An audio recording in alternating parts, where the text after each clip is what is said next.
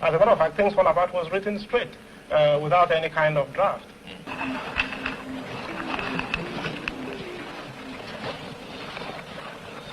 Are you all comfortable? Yes, Yes. Here at the Museum of Nigeria in Lagos, we are sitting with Chinua Achebe, a man possessed of a startlingly original talent in writing.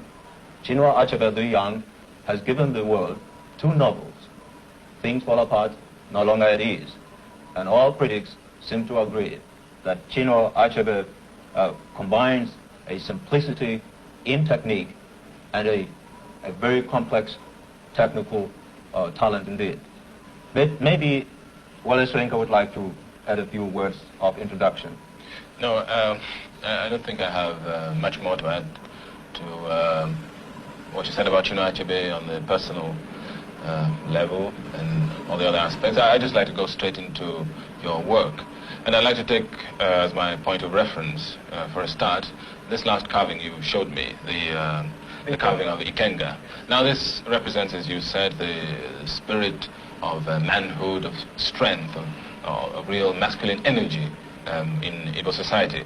Now, in Things Fall Apart, Okonkwo seems to me to represent the kind of figure in society who is acted upon from within. This is a dangerous question, I know, but does it imply anything in your own personal attitude towards this society which places so much premium on what, after all, may be a kind of the exhibitionist side of, the masculine ego? Does it imply something of your own attitude, the fact that Okonkwo does, by this very personal immersion in this, in this kind of value that he heads for a fall?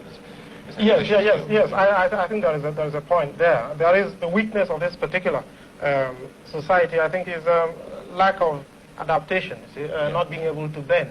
Of course, I can't say that this now represents the Igbo people today, but I think in his time, the strong men were those who did not bend, and I think this was a fault in the culture itself. Do you accept the evaluation which has been placed on your style by some critics that there is a kind of almost precise workmanship about it, that it's almost a kind of unrelieved competence as opposed to genuine artistic inspiration, hit me if you like, but